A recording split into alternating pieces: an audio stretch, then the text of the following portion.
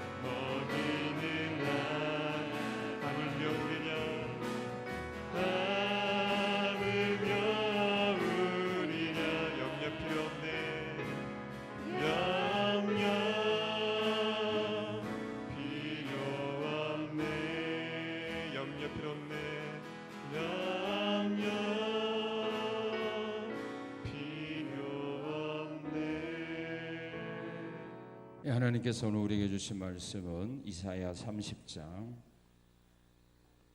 18절에서 26절에 있는 말씀입니다.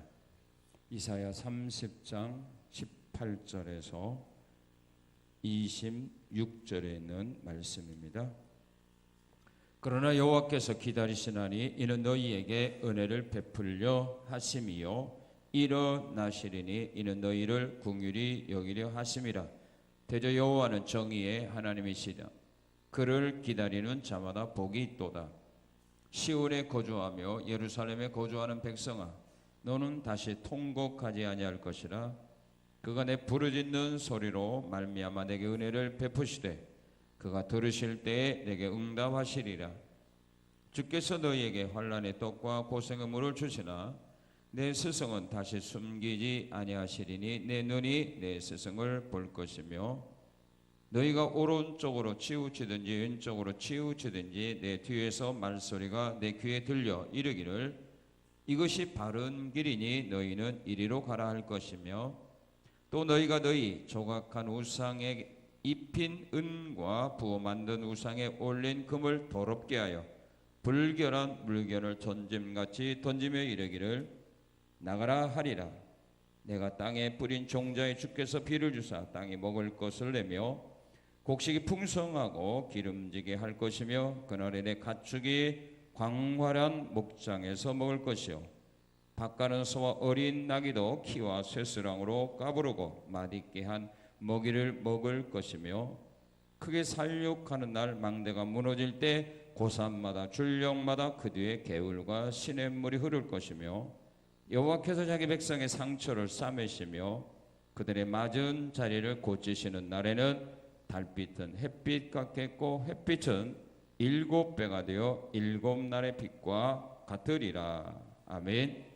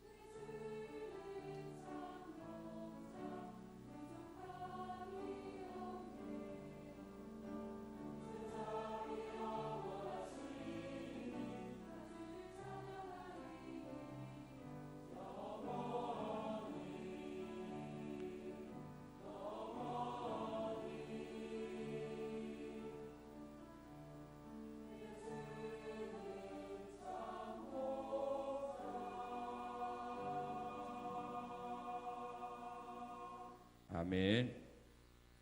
인생 행복론을 쓴 데일 카네기 사무실에는 풍경화 한 점이 걸려 있습니다. 그 풍경화는 물이 빠져나간 황량한 바닷가에 낡은 배 한 척이 을씨년스럽게 놓여 있는 장면입니다.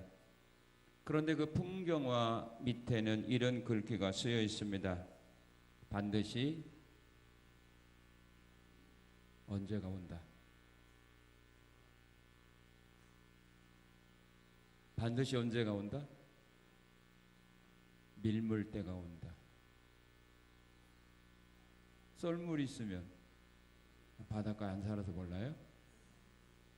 바닷가 안 살아도 몰라요? 썰물이 있으면 반드시 오죠. 반드시 오죠.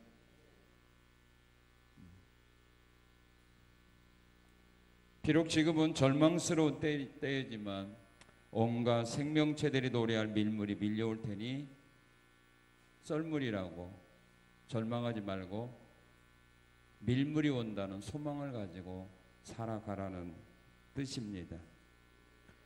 오늘 우리의 현실은 썰물 때와 같이 모든 것이 힘들고 어려운 일들이 많습니다. 모든 것이 빠져나가느라 고통스럽고 어렵지만 분명한 것은 반드시 밀물 때가 나에게도 찾아온다는 사실입니다. 썰물 때 배를 손질하고 그물을 수선하는 자만이 밀물 때의 풍요를 누리게 됨을 잊어서는 안 됩니다. 지금도 많은 사람들은 자신들의 마음에 맞는 배우자가 나타나기를 기다리고 있습니다. 자신들이 부르짖고 있는 기도에 대한 하나님의 응답이 임하기를 기다리고 있습니다. 마음에 못을 받고 있는 반항적인 자녀들이 철들기를 기다리고 있습니다. 좋은 일자리가 나타나기를 기다리고 있고 병든 몸들이 건강해지기를 기다리고 있습니다. 갈등이 끝나기를 기다리고 온 가족이 예수 믿고 구원받기를 기도하며 기다리고 있습니다. 하루하루를 힘들게 살아가고 있는 경제적인 압박에서 벗어나기를 기다리며 살고 있습니다. 기다리는 것은 우리를 위한 하나님의 계획의 일부입니다. 하나님의 때를 기다리는 것이 곧 인내입니다. 우리는 기다림을 통해 인내를 배우게 됩니다. 이사야 선지자는 오늘 외치고 있습니다. 그를 기다리는 자마다 복이 있다. 하나님을 기다리는 자마다 복이 있다. 믿음의 사람들은 바로 하나님의 때를 기다려야 합니다. 하나님께서 베풀어 주실 은혜와 복을 기다리며 썰물 때와 같은 삶의 환경이라 할지라도 밀물 때가 반드시 내게도 찾아오리라는 소망을 가지고 기다리며 인내하며 살아가야 한다, 그 말입니다. 이사야 선지자는 믿음의 사람들이 기다려야 될 하나님이 어떤 하나님인가를 오늘 본문을 통해서 우리에게 가르쳐 줍니다. 우리가 하나님을 바라고 기다릴 때 실망하지 않는 믿음의 사람이 될 수 있기 때문입니다. 이사야가 이스라엘 백성들에게 기다리라고 가르쳐 주셨던 그 하나님, 오늘 우리는 그 하나님이 어떤 하나님인가 알고 나의 삶 속에서도 그 하나님을 기다리며 살아가야 합니다. 왜냐하면 그런 자에게 하나님의 복이, 은혜가 임하기 때문입니다. 우리가 기다려야 될 하나님, 그 하나님은 어떤 하나님인가? 이사야는 이스라엘 백성들로 하여금 하나님을 기다리라고 하면서 그 하나님을 가르쳐 주는데 그 하나님 어떤 하나님을 기다리라고 말씀했는가? 오늘 우리가 기다려야 될 그 하나님, 우리가 사모해야 될 그 하나님은 긍휼을 베풀어 주실 하나님이라, 그런 말씀입니다. 오늘 본문 18절에서 말합니다. 우리 한번 같이 읽겠습니다. 그러나 여호와께서 기다리시나니 이는 너희에게 은혜를 베풀려 하심이요 일어나시리니 이는 너희를 긍휼히 여기려 하심이라. 대저 여호와는 정의의 하나님이시라. 그를 기다리는 자마다 뭐가 있도다?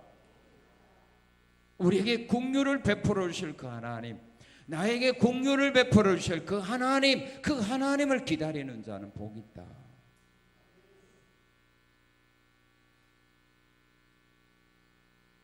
하나님은 우리에게 긍휼을 베풀어 주시는 하나님입니다. 하나님은 우리에게 자비로우신 하나님입니다. 하나님이 나에게 긍휼을 베풀려고 지금 오고 계십니다. 우린 그 하나님을 기다려야 됩니다. 그 하나님이 나에게 긍휼을 베풀어 줄 때까지 기다려야 됩니다. 그 가운데 아무리 힘들고 어려운 일이 있을지라도 포기하지 말고 기다리라, 그런 말입니다. 그러면 하나님이 나에게 찾아오셔서 나에게 자비를 베풀어 주기 때문입니다. 어떤 자비를 베풀어 주느냐? 노를 거두시고 불쌍히 여겨줍니다. 진노를 거두시고 자비를 베풀어 주시는 하나님입니다. 이사야 60장 10절 12절에 보면 이사야는 그런 말을 합니다. 하나님은 노하여 이스라엘 백성들을 쳤습니다. 하나님이 진노하사 이스라엘 백성들을 쳤습니다. 그 결과 그들은 어려움을 당하고 있습니다. 그러나 이제 하나님은 그들에게 불쌍히 여기셔서, 이제 하나님은 그들에게 불쌍히 자비를 베푸셔서 이제 하나님은 그들로 하여금 어떤 삶을 누리며 살게 하느냐 하면, 이방인들이 그들에게 와서 그들의 성벽을 다시 쌓아주게 하고, 이방의 왕들이 이스라엘 백성들을 섬기게 할 것이고, 만약에 이스라엘 백성들을 위하여 재물을 가져오지 않고 이스라엘 백성들을 섬기지 않는 나라나 왕이 있을 때에는 하나님이 그 백성들을 멸할 거라, 그렇게 말합니다. 하나님이 진노했을 때 우리가 이방 나라에 침략을 당하고 그들의 조롱을 당하고 비웃음을 당하고 살았지만, 이제 하나님이 우리에게서 진노를 거두시고 우리에게 자비를 베풀어 줄 때는 이제 그 이방 나라 사람들이 우리를 섬기게 하고 우리 대신 성벽을 쌓아주게 하고, 만약 그들이 우리를 섬기지 않는다면 하나님이 그들을 멸하겠다. 이 하나님을 우리는 믿고 기다리는 겁니다. 진노를 거두시고 이방인의 핍박과 조롱받는 짓밟힘 있는 삶에서 하나님이 나를 건져주실 그 은혜를 가지고 내게 찾아오신다는 이 밀물대를 기다리라는 말입니다. 어부가 기다리는 것은 밀물대거든요. 썰물대는 아무것도 못합니다. 바다로 나갈 수가 없습니다. 길이 막혔습니다. 아무리 좋은 배를 가지고 있어도, 아무리 좋은 어부들을, 그물을 예비해 있을지라도 썰물대는 바다로 나갈 수 없습니다. 밀물대가 와야 됩니다. 진노를 거두시고 나에게 자비를 베풀기 위하여 나에게 찾아오십니다. 이사야 54장 7절 8절은 말합니다. 내가 잠시 너를 버렸으나 큰 긍휼로 모을 것이라. 내가 넘치는 진노로 내 얼굴을 잠시 가렸으나 영원한 자비로 너를 긍휼히 여기시리라. 믿습니까? 내가 얼굴을 가렸지만 내가 이제는 너에게 자비와 긍휼을 영원히 베풀어 줄 거다. 우리 이 하나님을 기다리는 겁니다. 그리고 하나님은 우리에게 자비와 긍휼을 베풀어 주는데, 어떤 긍휼을 베풀어주느냐? 여러분들의 마음에 염려 근심이 있습니까? 없습니까? 없다면 넘어가고, 많아요 적어요? 아유, 염려 근심이 많죠. 그 삶에서 벗어나도록 하나님은 긍휼을 베풀어 주신다 말합니다. 에가서 3장 32절 33절에서 그런 말을 합니다. 그가 비록 근심하게 하시나 풍부한 인자심에 따라 긍휼히 여기실 것임이라. 믿습니까? 주께서 인생에게 고생하게 하고 근심하게 하는 것은 본심이 아니시니라. 하나님 우리로 하여금 근심하게 하고 고생하는 것은 하나님의 본심이 아닙니다. 그렇기 때문에 우리로 하여금 그 속에서 건져주신다, 그런 말입니다. 다니엘 7장에 보면 다니엘이 환상을 보고 그 뜻이 뭔가를 알지 못하여 근심하고 고민할 때, 번민할 때 하나님은 그로 하여금 그 근심과 번민 속에서 건져주기 위하여 그 환상의 뜻이 무엇인가를 하나님은 다니엘에게 가르쳐 줍니다. 야베스가 근심과 걱정과 환난 속에 살아갈 때 하나님은 야베스를 환난과 근심 속에서 벗어나는 삶을 살아가도록 하나님 그에게 복을 주십니다. 근심에서 벗어나, 환난에서 벗어나 이제 염려 근심 없는 삶을 살아갈 수 있는 은혜와 사랑과 자비를 베풀어 주시기 위하여 나에게 찾아오실 그 주님을 기다리라는 말. 그런 믿음을 가져야 하나님은 믿음대로 와서 은혜 주는 겁니다. 나는 평생 이 근심과 염려, 고통 속에서 나는 신음하다 죽을 거야 하면 그 믿음대로 하나님 그렇게 해주거든요. 그런 인생, 절망적인 인생 살아가지 말라고 오늘 하나님의 말씀을 통하여 우리에게 깨우쳐 주는 겁니다. 생각을 바꾸라고, 정신 차리라고. 하나님이 우리에게 찾아오시는 이유는 근심된 삶 속에서 벗어나게 하기 위하여, 그런 은혜와 사랑과 자비를 베풀어 주기 위하여 내게 찾아오신다는 말입니다. 그런 밀물대가 내 앞으로 남아있는 생애 속에서 펼쳐지도록 하나님께서 내게 찾아오신다는 사실을 믿고 기다리라는 말입니다. 우리가 믿음이 없으면 하나님 오셨다고도 가거든요. 하나님 우리에게 은혜와 사랑과 복을 가지고 왔을지라도 우리가 마음 문을 닫아놓고 열어놓지 않으면 주님은 그냥 떠납니다. 그러니까 항상 문을 열고 기다리는 겁니다. 자비를 베풀어 주시기 위하여 내게 찾아오시는 주님. 어떤 자비와 공의를 베풀어 주느냐? 죄를 용서해 주시는 긍휼입니다. 죄를 사해 주시는 긍휼입니다. 가늠하다 현장에 잡힌 여인들을 유대인들은 데리고 와서 예수님께 말합니다. 모세율법에 이런 자는 돌로 쳐 죽이라고 했습니다. 선생님이여, 당신은 어떻게 하기를 원합니까?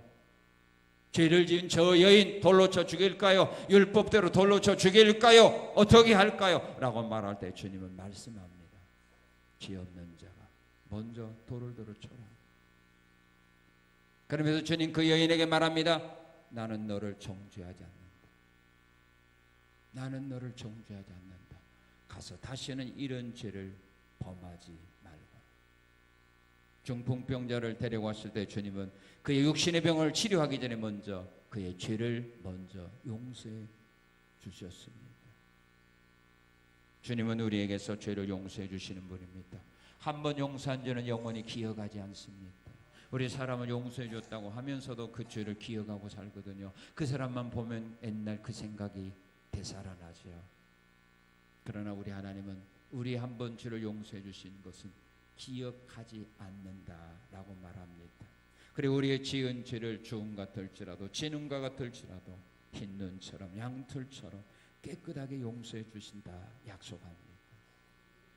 내가 지은 죄를 용서해 주기 위하여 나에게 찾아오실 주님을 기다리는 겁니다. 환난과 근심 속에서 나를 벗어날 수 있는 은혜를 주시기 위하여 내게 찾아오시는 주님을 기다리라, 그런 말입니다. 진노를 거두시고 나에게 영원한 자비와 사랑을 베풀어 주시기 위하여 내게 찾아오실 그 주님을 바라보며 소망하며 기다리라, 그런 말입니다. 그런 자에게 복이 많은 겁니다. 그것을 믿고 기다리고 소망하는 자에게 이런 은혜와 복이 임하는 겁니다. 이걸 기다리지 않는 사람은 이 복이 임하지 않습니다. 근심 속에서 벗어나는 복이 임하지 않습니다. 진노를 거두는 복이 임하지 않습니다. 죄를 사해 주는 은혜와 복이 그에게는 임하지 않는다, 그런 말입니다. 우리가 기다려야 될 하나님 어떤 하나님이냐? 이사야는 이스라엘 백성들에게 하나님을 기다리라고 했는데 어떤 하나님을 기다리라고 말씀하느냐 하면 18절에 보면 그 하나님은 정의의 하나님이라 그렇게 말씀을 합니다. 여호와는 정의의 하나님이시라. 여호와는 정의의 하나님입니다. 공동 번역에서는 공평 무사하신 하나님이다 이렇게 번역을 했습니다. 하나님은 정의의 하나님이기 때문에 절대로 하나님 불의를 행하지 않습니다. 사람들처럼 하나님 불의를 행하지 않습니다. 하나님은 심판을 할 때에도 언제나 하나님은 공의롭게 심판을 하십니다. 그래서 예레미야는 자기의 고향 사람들이 자기를 죽이려고 할 때에 그는 공의로 판단하시는 하나님께 자기 원통함을 아뢰었다 그렇게 고백을 합니다. 아나도 사람들이 자기를 죽이려고 할 때 그는 공의로 판단하시는 하나님께 자기 원통함을 고했습니다. 하나님은 공의롭게 심판하시는 하나님입니다. 시편 146편 7절에서 이런 말을 합니다. 하나님은 억눌린 자를 정의로 심판하시며 줄인 자에게 먹을 것을 주신다. 이 세상에서의 심판은 공의롭게 행해지는 것도 있지만 때로는 공의로운 심판이 이루어지지 않는 일들도 있지요. 그래서 억울하게 죄의 누명을 쓰고 옥살이하는 사람도 있고 억울하게 죄의 누명을 쓰고 사형 선고 받은 사람들도 있습니다. 사람은 신이 아니기 때문에 공의롭게 심판할 수가 없습니다. 사람이 숨기는 거 찾아내기 힘든 겁니다. 그러나 우리 하나님은 다 아시기 때문에 다 보셨기 때문에 공의롭게 심판하는데 하나님에게는 아무런 제재를 받지 않습니다. 그리고 하나님은 심은 대로 거두게 하시는 하나님입니다.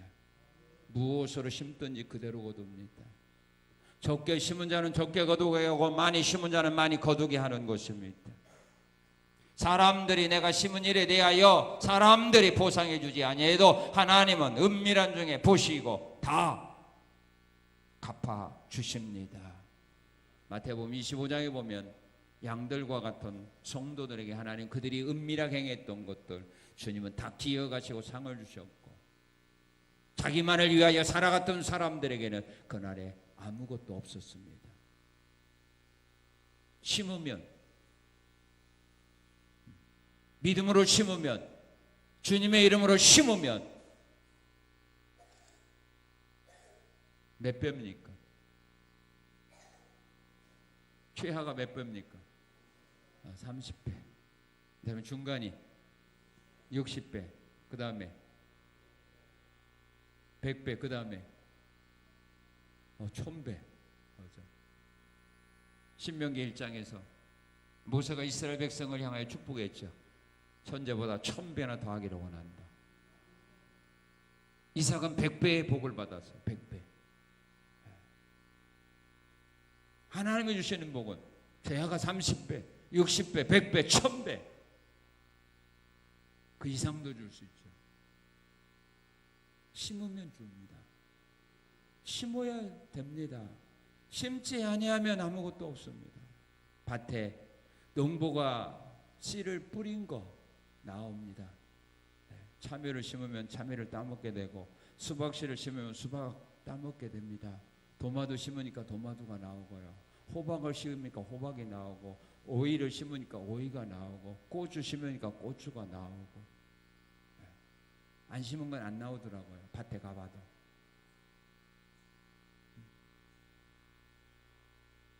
심은 거. 하나님의 자연을 통해서 우리에게 보여주는 겁니다. 사랑을 심으면 자기가 사랑을 받게 돼요. 여러분 사람에게 사랑 없다고 말지 마세요. 아무게 사랑이 없다. 여러분들이 먼저 사랑을 심어보세요. 미워하는 거. 여러분들이 무관심하니까 그 사람도 무관심하지. 여러분들이 그 사람에게 사랑하고 관심 가져보세요. 그 사람이 무관심할 건가.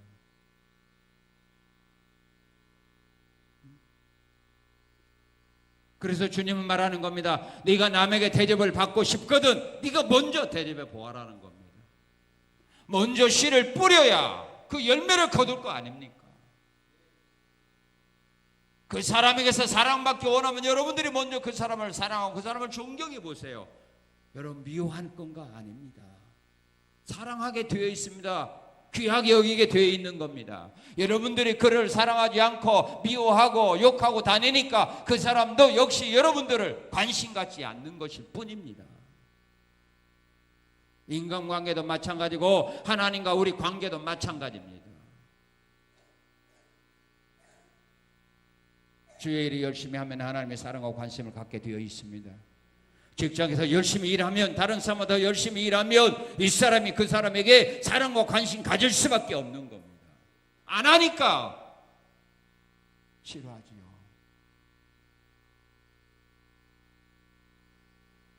사랑도 미움도 내가 할 탓입니다.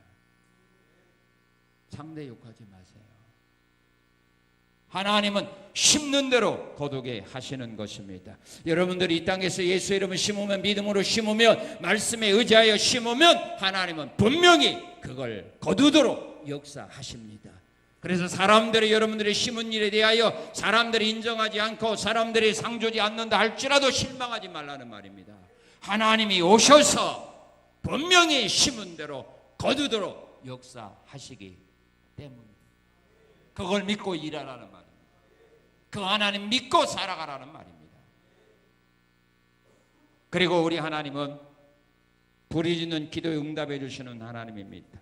우리 19절 한번 같이 읽겠습니다. 19절 시작.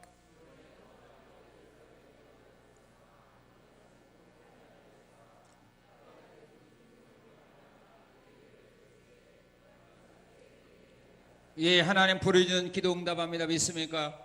어렵고 힘든 일일 때 고민하고 고통만 하고 울고 있으면 안 됩니다. 하나님 앞에 나가 부르짖는 겁니다. 어떻게 부르짖습니까? 금식하며 부르짖는 기도를 합니다.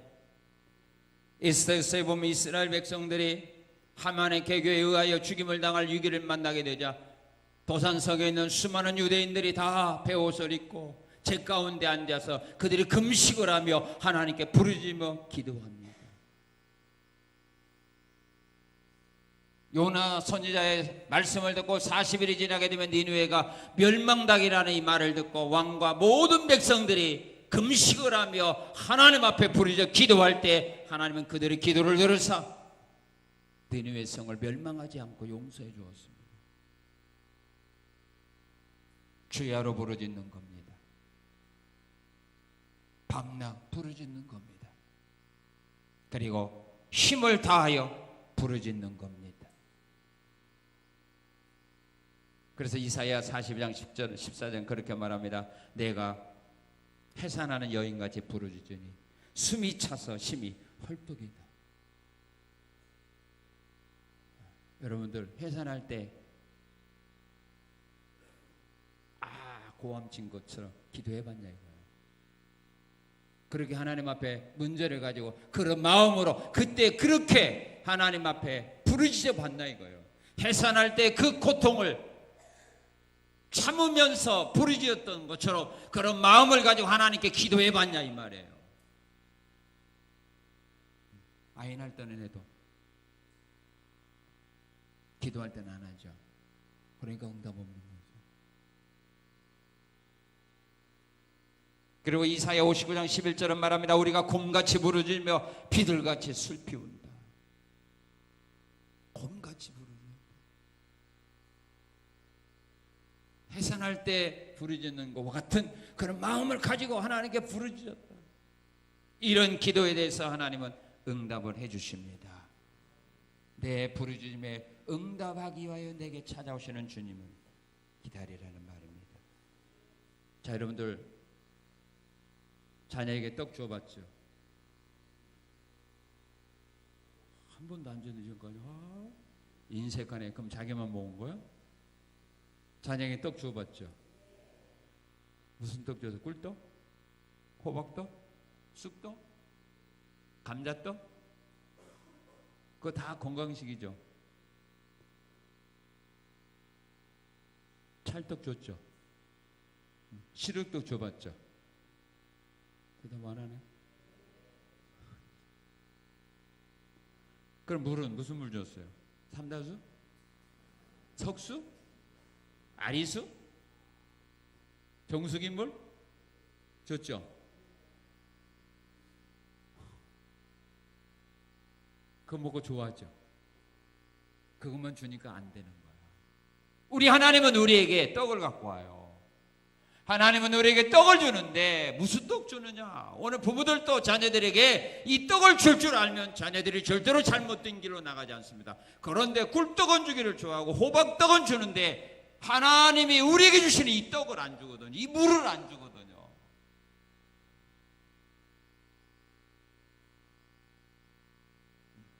근데 이 떡은 싫어하지만 이 떡을 먹어야 우리가 사는 거예요. 하나님이 우리에게 준비한 떡이 있는데 무슨 떡이에요? 하나님 우리에게 준비한 물이 있는데 무슨 물이에요? 오늘 우리 본문 한번 20절 읽어봅시다. 시작.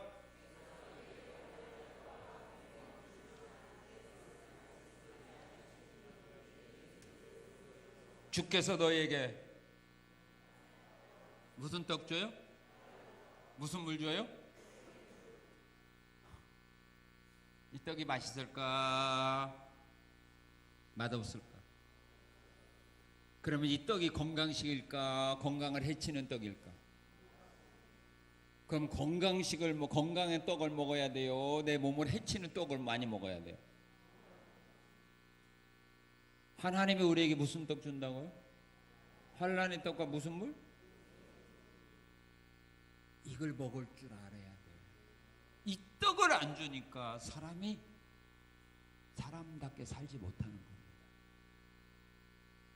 하나님이 하나님의 백성들에게 이 떡을 주시는 이유가 있어요. 이 떡을 먹을 줄 알아야 되고 이 물을 마실 줄 알아야 돼요. 왜 하나님이 사랑하는 이스라엘 백성들에게 환난의 떡을 주고 고생의 물을 마시우냐? 이유가 있어요. 이 떡과 이 물을 마셔야만 범죄자가 죄를 회개해요.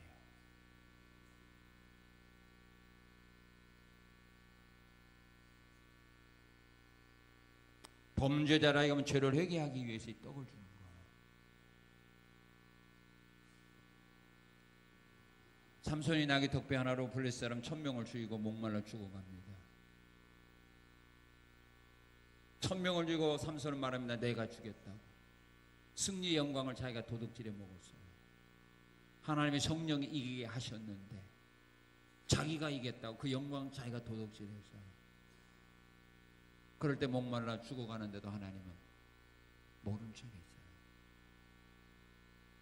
그때서야 삼손은 자기가 잘못한 것을 깨닫고 하나님께 회개합니다. 내가가 아니라 주께서 이 종을 통하여 큰 구원을 베푸셨다고. 그럴 때 하나님은 그 앞에서 물이 솟아나도록 은혜 주셔요. 만약 그때 삼손에게 수고했다고 물을 주었고 배고픈 그에게 떡을 주었다면 삼손이 자기 잘못을 깨달았을까요? 깨닫지 않습니다. 사울이 다메섹 도상에서 눈이 멀어서 3일 동안 빛을 보지 못하는 삶을 살아갔기 때문에 사울이 자기의 잘못을 깨닫고 회개하고 주 앞으로 돌아온 거 아닙니까?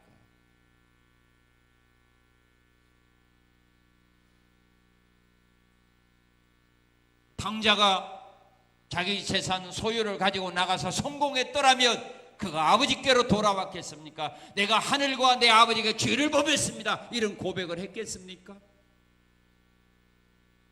안 하죠. 그래서 우리 믿음의 사람들이 잘못된 길로 갈 때 하나님은 고생에 물을 주고 환난의 떡을 마시고 먹게 왜? 그래야 회개해요. 아이들도 말 갖고 안 되잖아요. 그죠? 뭐 들으면 그리고 몇 대 맞으면 잘못해 그러잖아. 그것이 사라지기 때문에 안 되는 거예요. 그래서 성경도 말하는 겁니다. 사람을 만드신 하나님도 말하는 겁니다. 아이들에게 채찍을 들지 않는 사람은 아이들을 사랑 안 한다. 사람 말 갖고는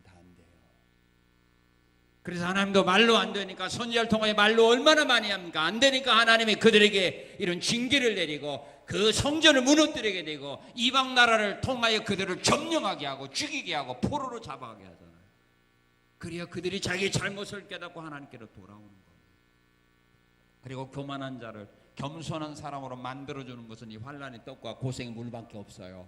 교만한 사람을 겸손하게 만들고 이 인격 교육 갖고 안 돼요. 훈계 가지고 안 돼요.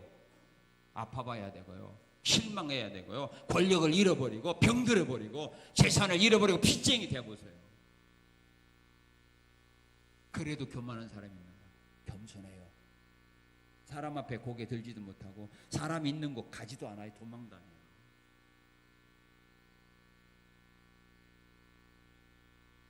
그래서 신명기 8장 2절은 말하는 겁니다. 하나님이 너희를 왜 광야 40년 동안 왜 광야길로 인도한 줄 아느냐?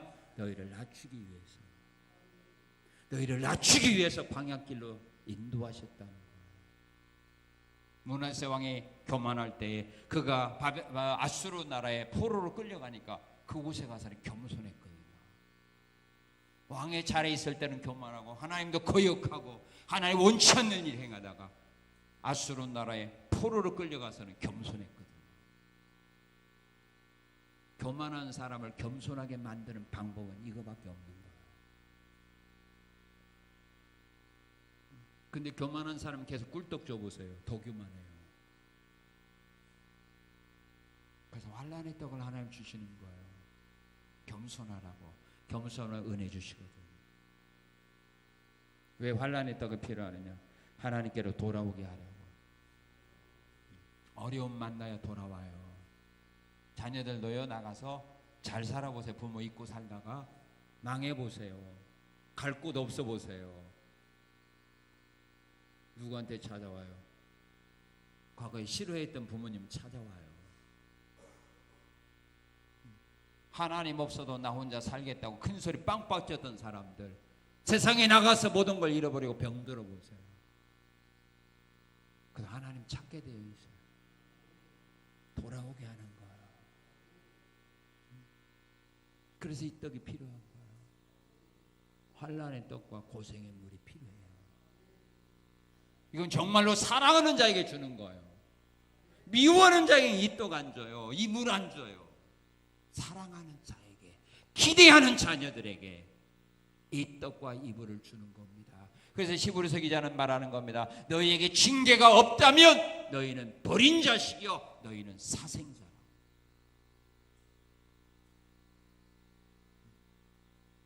그래서 부모님도 여러 자녀 가운데서요, 기대하는 자녀들에게는 이 떡과 이 물을 자주 줘요.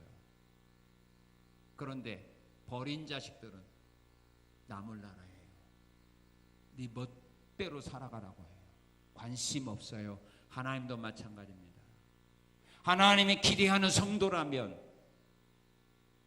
뭔가 하나님의 뜻을 이룰 사람이라면, 하나님이 좀 은혜와 사랑과 복을 주기로 하나님이 계획한 자냐면, 잘못된 길로 나갈 때, 교만한 길로 나갈 때, 죄를 짓고도 회개하지 않는 삶을 살아갈 때 이 떡과 이 물을 줌으로 말미암아 그들로 하여금 회개하고 돌아오게 하고 겸손한 자가 되어지게 하시는 겁니다. 그래야 하나님이 원하는 뜻을 이루기 때문입니다. 그리고 우리 하나님은 어떤 하나님이냐? 21절 같이 한번 읽겠습니다. 시작.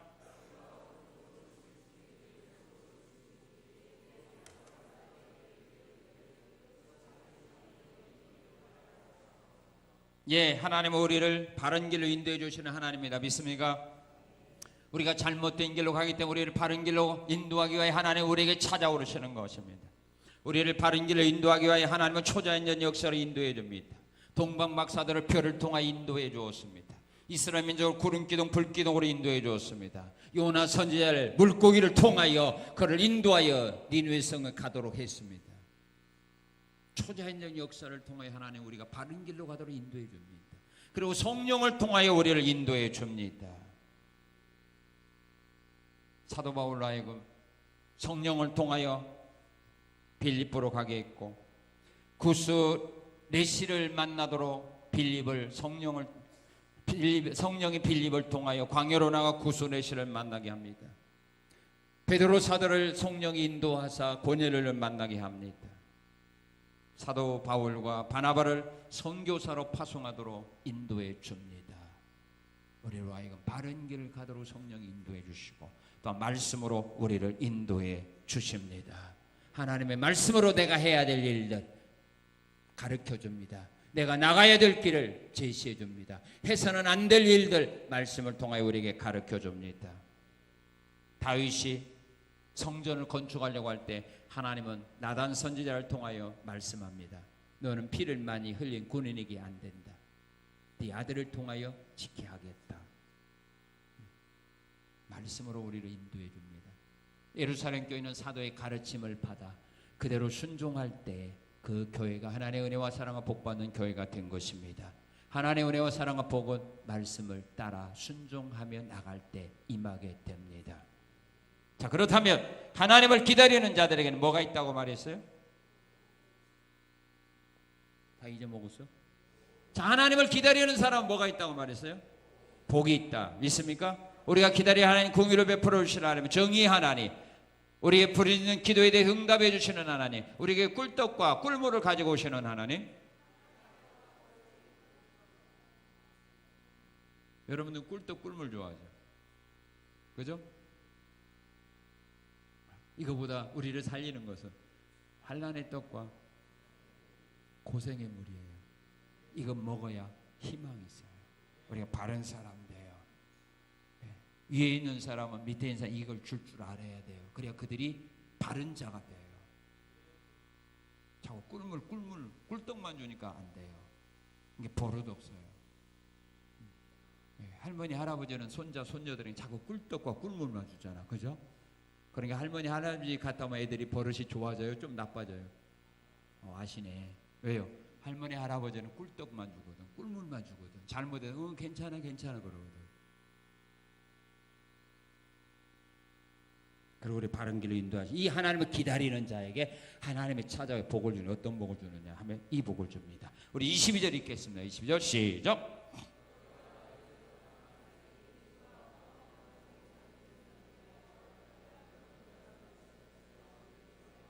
예, 하나님이 그들의 삶의 주변에서 무엇을 버리게 합니까? 우상을 스스로 버릴 수 있는 은혜를 줍니다. 자신의 삶의 현장 속에서 우상을 버릴 수 있는 이런 은혜와 믿음을 주게 되어 있는 겁니다. 야곱이 환난을 만났을 때, 죽음의 위기에 처했을 때 야곱이 가족들을 불러놓고 말합니다. 너희 가운데 있는 우상들 다 내게로 가져오라 그랬어요. 이 환난의 떡과 고생의 물을 주니까 그때서야 야곱이 우상을 스스로 버렸어요. 자기 가족들이 우상 숭배하는데도 눈 감아 주었는데 죽음의 위기에 있었자 그거 다 버리게 했어요. 그리고 베델로 올라가게 됩니다. 우상을 버리게 됩니다. 그 다음에 두 번째, 자, 우리 23절 읽겠습니다. 시작.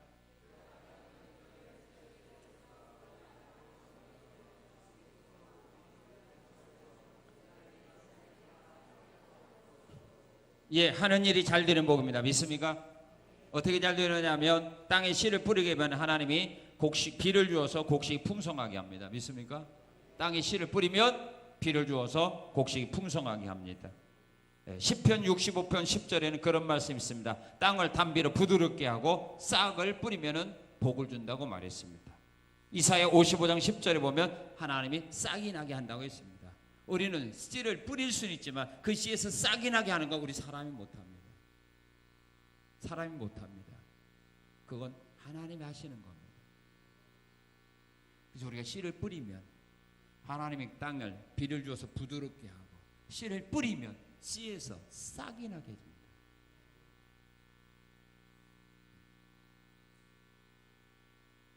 우리는 심을 수는 있어도 물을 줄 수는 있어도 자라나서 열매 맺게 할 수는 없습니다. 이건 하나님만 하실 수 있는 겁니다.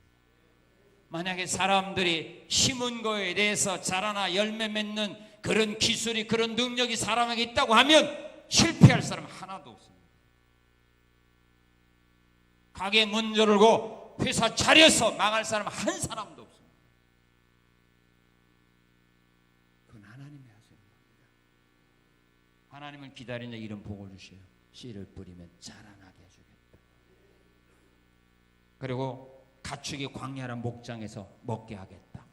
자, 그리고 그뿐만 아니라 일이 너무 잘 돼가지고 실시간 높게 해준대요. 24절 읽겠습니다. 24절 시작. 예, 밭가는 소와 누구도 어린 나귀도 키와 소수랑으로 까부르고 너무 농사가 잘 돼가지고 새끼까지 나가야 돼. 새끼까지 손이 부족하니까 새끼까지 나가서 일을 해야 된다.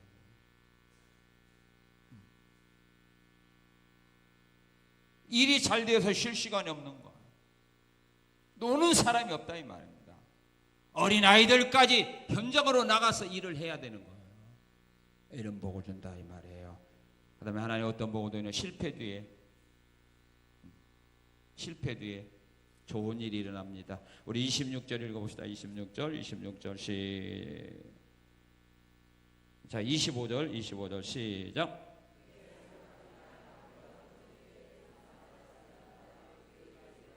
예, 크게 살려고 하는 날, 망대가 무너지는 날, 그걸로 끝나는 거 아니라 바로 뒤에서 뭐가 일어나요? 고산마다 줄령마다 그 뒤에서 개울과 시냇물이 막 흘러오는 거예요. 새로운 역사가 일어나는 겁니다. 좋은 일이 일어나는 겁니다. 실패에 좋은 일이 일어나는 겁니다. 요셉이 누명 쓰고 죄인이 되어 옥에 갇혔는데 그걸로 그 인생이 끝난 것이 아니라 그 위에 더 좋은 일이 일어났죠. 아멘도 안 해네. 남의 일이라고. 그죠?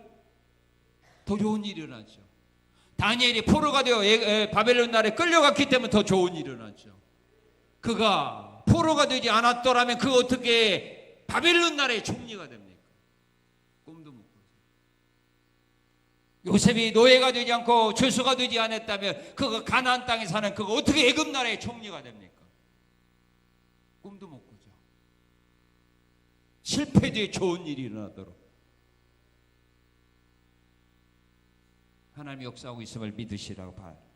우리 이 하나님 기다리는 겁니다. 이 하나님을 소망하는 겁니다. 그러면 이런 복이 있는 겁니다. 그러면 여러분들 실패한 것 바라보지 말고 내 뒤에 저 좋은 일이 따라오고 있다는 것을 기다리라는 말입니다. 그리고 상처를 치료해 줍니다. 26절에 말합니다. 상처를 치료해 준다. 맞은 자리를 고쳐준다. 그리고 뭐냐? 모든 일이 점점 좋아집니까? 나빠집니까?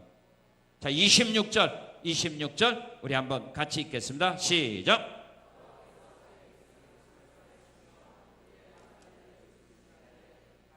달빛은 햇빛 같겠고 햇빛은 7배가 되어 7날의 빛과 같으리라. 믿습니까? 모든 일들이 점점 좋아진다. 믿습니까? 시작은 미약했지만 나중에 힘이 창대해지는 겁니다. 물이 변화해 포도주가 되는 겁니다. 쓴물이 변화해 단물이 되는 겁니다. 이런 역사와 이런 복을 주시기 위하여 하나님은 나에게 찾아오십니다. 이런 밀물대가 기다리고 있다는 것을 소망하라 이 말입니다.